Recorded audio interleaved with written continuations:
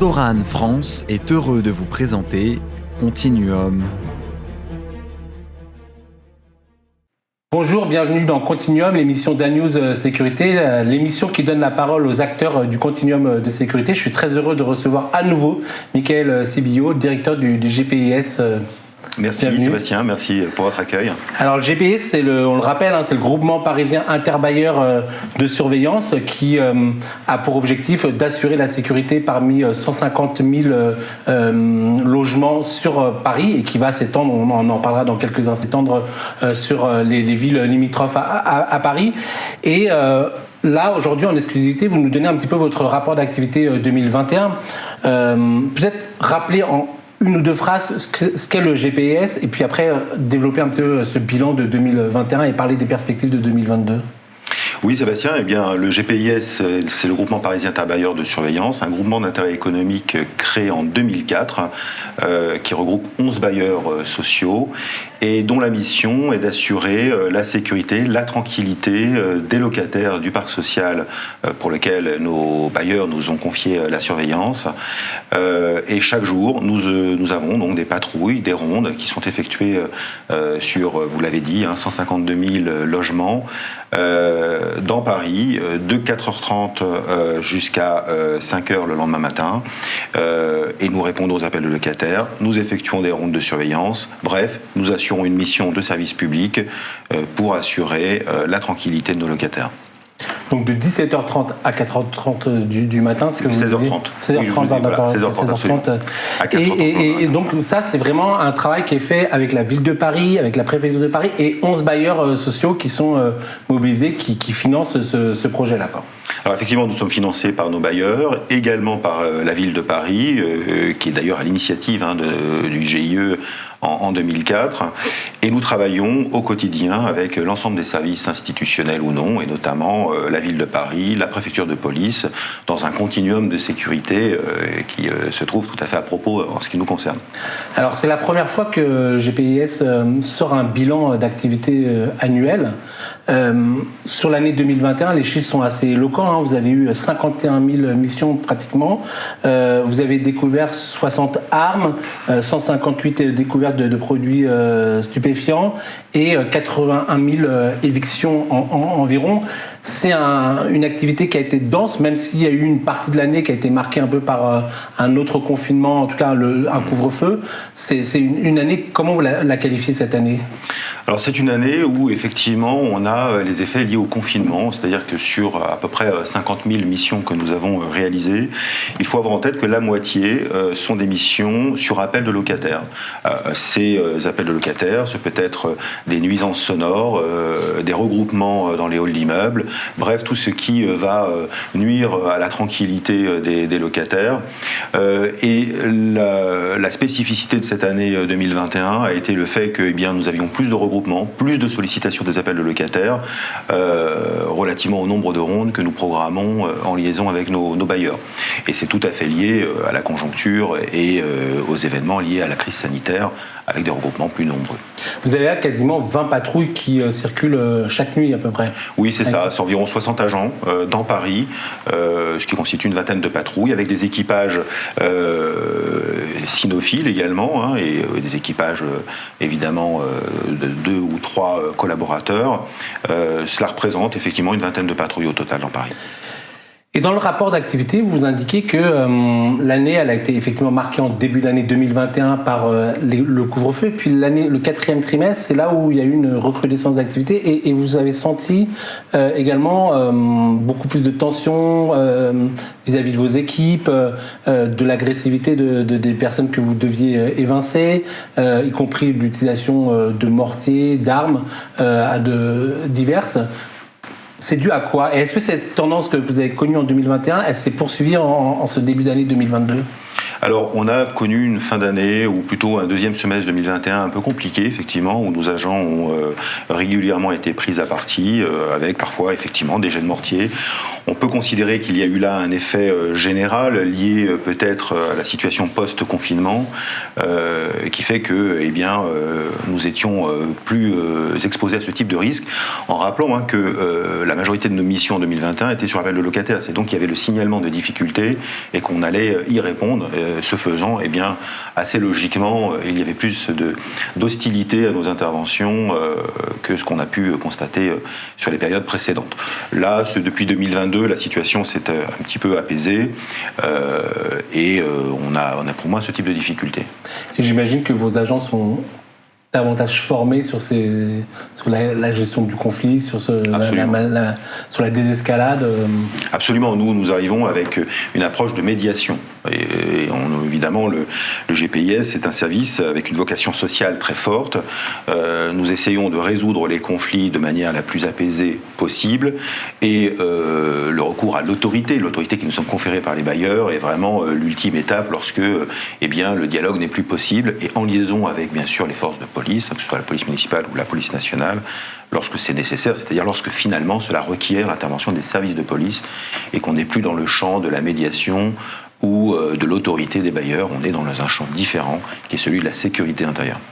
Alors vous avez, on l'a dit, 17 millions d'euros de budget annuel. Là-dedans, vous avez décidé de consacrer 3,5 millions d'euros en investissement et notamment, vous vous êtes emparé d'un système d'information qui s'appelle IRIS, qui permet aux agents d'intervenir plus efficacement avec l'utilisation d'algorithmes. Vous pouvez nous en dire un mot ? On a l'impression que c'est maintenant, beaucoup d'agences de sécurité utilisent l'intelligence artificielle, les nouvelles technologies pour justement mieux coordonner l'action sur le terrain pour la rendre plus efficace, plus utile, plus rationnelle. Alors effectivement, on s'est doté d'un nouveau système d'information qui est en cours de déploiement, avec des modules par phase successive. IRIS est né le 31 mars dernier, au terme d'un marché que nous avons conclu avec un consortium d'entreprises françaises. C'est un beau modèle et le déploiement est en cours et jusqu'à la fin de l'année avec différents modules, disais-je, qui sont importants. Ce que IRIS va nous permettre de faire, c'est de mieux connaître le terrain au travers des observations de nos agents, mais également de ce qu'on peut constater sur les réseaux sociaux, donc des alertes finalement, mais également d'avoir des démarches un peu prédictives, c'est-à-dire analysant les statistiques d'intervention et permettant de conjecturer un certain nombre de phénomènes. Ça va avoir des effets concrets pour les agents, d'abord pour leur sécurité, et puis pour les locataires, puisque l'un des objectifs assignés à IRIS, c'est de réduire les délais d'intervention entre le moment où un locataire nous appelle et le moment où on répond et on résout la situation sur le terrain. Et alors, comment ça va s'articuler avec cette nouvelle direction que vous avez créée, la direction en charge de la prévention des risques, qui est composée de plusieurs analystes et qui va permettre justement d'analyser un petit peu ce qui se passe avec les remontées terrain, avec les remontées locataires, les remontées de l'État, et puis de faire des rapports qui va ensuite justement permettre d'alimenter IRIS, ou comment ça va se passer justement, l'articulation entre les deux? IRIS est un des moyens de pouvoir analyser les observations qui sont faites sur le terrain ou les observations électroniques, de les synthétiser et de les restituer. Donc c'est un appui au sein de cette direction, en charge notamment de la prévention. Eh bien, effectivement, nous rédigeons des notes d'analyse qui nous permettent à la fois de mieux organiser le service, de mieux anticiper les difficultés et de mieux en rendre compte. C'est utile évidemment pour nos locataires en matière de sécurité et de tranquillité. C'est utile pour nos bailleurs de façon à les informer de ce qui se passe sur le parc social. Donc ça va des dégradations jusqu'à des situations de stress plus importantes ou des agressions. Et puis ça va aussi intéresser bien sûr les autorités, la préfecture de police, la ville de Paris, la police municipale notamment. Donc on est là aussi dans le continuum en matière de sécurité, mais à la fois sur un champ de sécurité puis aussi sur un champ social pour pouvoir apporter des réponses plus adaptées. Donc c'est en gros de l'analyse humaine avec la direction des risques, prévention des risques, et puis de l'analyse avec de l'intelligence artificielle, avec de l'algorithme qui est au service de l'analyse humaine en gros. Voilà, notamment, c'est ce que permet d'apporter Iris, c'est-à-dire de faire le lien entre ce que nous observons sur le terrain au travers de nos agents, qui nous en rendent compte, et ce que l'on peut observer sur les réseaux sociaux, qui constituent aussi des éléments en 2022, évidemment qu'on est obligé de travailler avec des systèmes d'information intelligents, si vous me permettez cette expression, en tout cas avec des algorithmes puissants qui nous permettent d'anticiper des difficultés. Il faut donc savoir observer, analyser et restituer, et dans cette optique, c'est exactement le sens de cette direction en charge de la prévention des risques, mais aussi de ce qu'on appelle, nous, de l'information générale, c'est-à-dire de pouvoir rendre compte de nos observations pour que les autorités apportent, chacun en ce qui le concerne, une réponse adaptée. Alors, l'année 2021 elle a été aussi marquée par toute la discussion sur la loi sécurité globale, et vous avez obtenu, ça a été un de vos combats, l'assermentation pour vos agents. Concrètement, ça veut dire quoi ? C'est quoi l'assermentation pour vos agents du GPIS ? L'assermentation, c'est d'abord un statut, c'est-à-dire le statut d'agent assermenté pour nos agents qui aujourd'hui sont chargés d'une mission de service public et qui vont donc bénéficier d'un statut quasi parapublic, si vous me permettez cette expression, au travers de l'assermentation. Ça, c'est une première chose. Et puis deuxième chose, cela permettra à nos agents de relever des contraventions dans le parc social qui seront transmises à l'autorité judiciaire, qui peuvent être des contraventions notamment liées à la dégradation du patrimoine, à l'instar de ce que sont les gardes particuliers assermentés dans d'autres situations. Donc ils pourront faire des constats et verbaliser. Voilà, ils font des procès-verbaux lorsque, évidemment, ils constateront des infractions et les transmettront au parquet qui sera chargé d'apprécier l'opportunité des poursuites. Et est-ce qu'il y a cette assermentation, elle est importante parce que ça donne un statut et un poids important à vos agents qui ne l'avaient pas ou moins jusqu'à présent. Est-ce que vous êtes assuré avec justement le parquet de une sorte de fluidité pour que les PV qui sont faits sur le terrain, au bout de quelques mois, s'il n'y a rien qui suit, il n'y a pas une forme de découragement à la fois pour vos agents et puis pour les locataires, quoi. Oui, alors on bénéficie de ce point de vue de l'expérience des agents assermentés parmi les gardiens d'immeubles. Nous avons des bailleurs qui l'ont déjà... C'était fou d'ailleurs, ça, on avait les gardiens d'immeubles qui étaient assermentés, mais pas vos agents, alors que vos agents étaient en première ligne sur les questions d'éviction et de dégradation des immeubles, etc. Donc il y avait une forme de distorsion. Il y avait une antinomie, effectivement, entre les gardiens d'immeubles qui peuvent relever certaines contraventions et les agents de GPS qui ne pouvaient pas.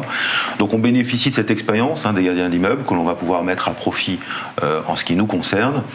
Le calendrier étant maintenant très, très resserré, puisque un décret d'application à la loi sécurité globale doit sortir d'ici une quinzaine de jours. Le texte est passé au Conseil d'État sans difficulté. Donc nous allons, dès les toutes prochaines semaines, mettre en place un programme de formation.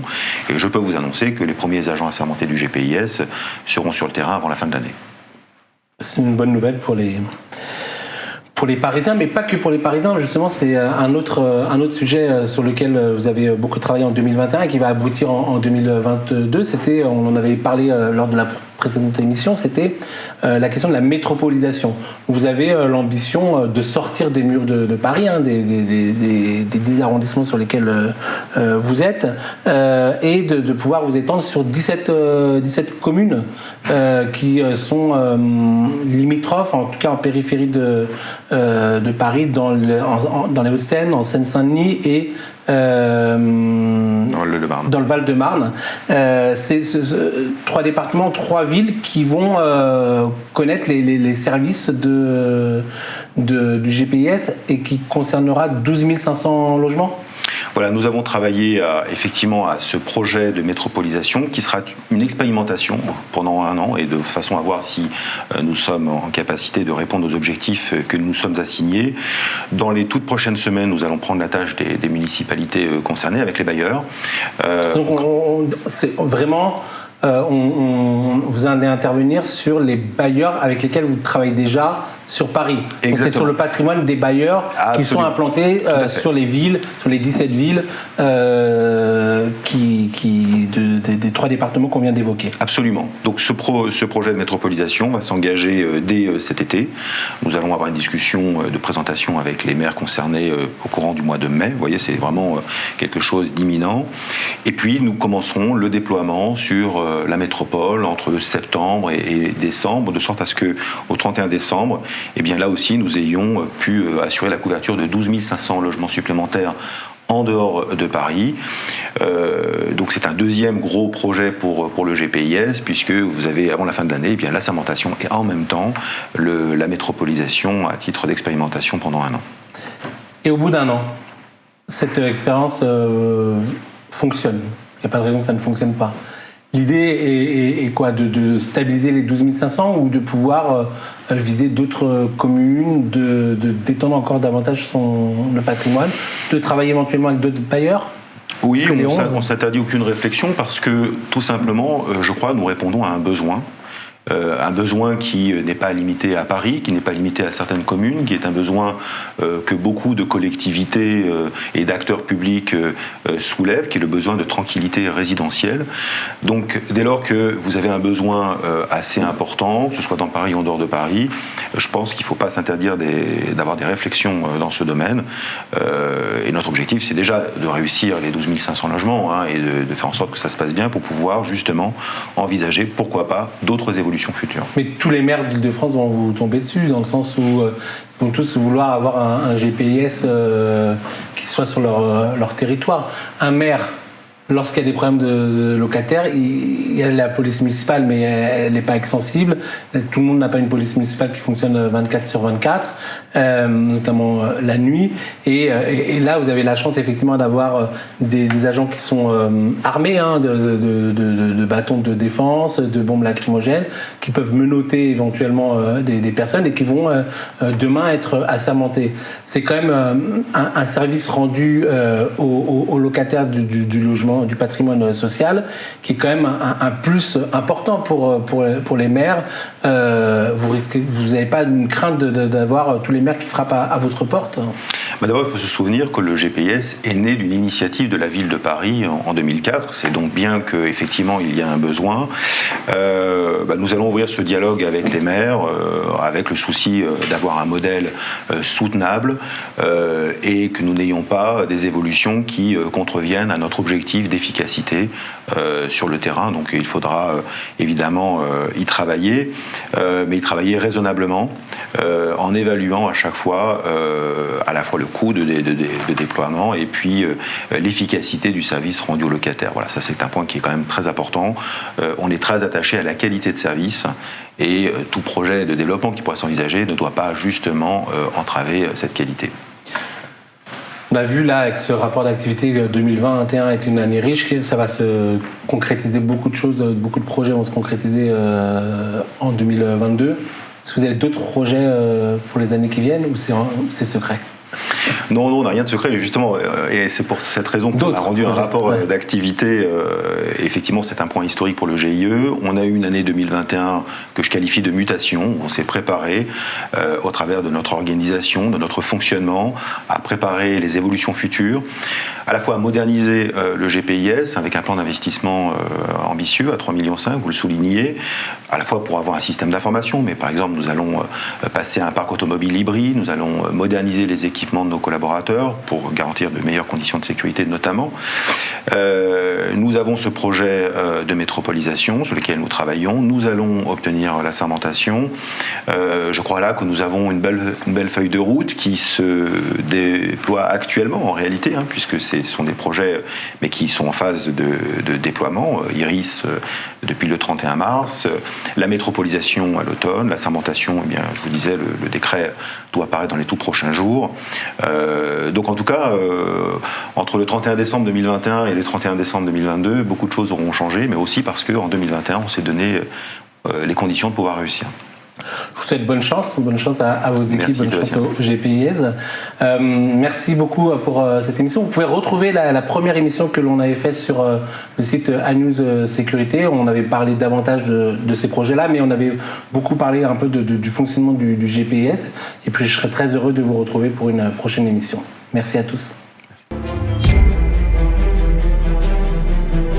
Toran France a été heureux de vous présenter Continuum.